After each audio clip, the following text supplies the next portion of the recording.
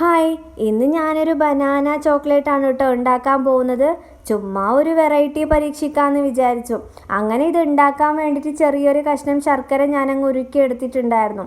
പിന്നെ 1/2 കിലോ പഴമാണ് കേട്ടോ ഞാനിവിടെ എടുത്തിട്ടുണ്ടായിരുന്നത്. അത് ഞാൻ ആദ്യം തന്നെ മിക്സിയിലെടുത്ത് അരിച്ച് വെച്ചിട്ടുണ്ട് കേട്ടോ. അങ്ങനെ ഞാൻ ഒരു പാനിലേക്ക് കുറച്ച് നെയ്യ് ഇട്ട് കൊടുത്തിട്ടുണ്ട്. അതിലേക്ക് ഈ അരിച്ച് വെച്ച മിക്സും കൂടി എടുത്ത് കൊടുത്തിട്ട് നല്ല രീതിയിൽ അതങ്ങ് വഴറ്റി കൊടുത്തിട്ടുണ്ട്.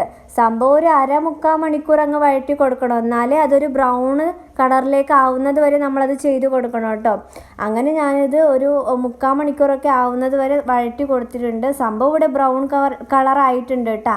ചെറുതായിട്ടൊരു പണിയും കിട്ടിയിട്ടുണ്ടായിരുന്നു. ആദ്യം തന്നെ ഈ ശർക്കര അങ്ങ് ഉരുക്കി വെച്ചത് കൊണ്ട് അതാണെങ്കിൽ കട്ട പിടിച്ചു പോയി. എന്നിട്ട് ആദ്യം മുതലേ ചെയ്തു കേട്ടോ.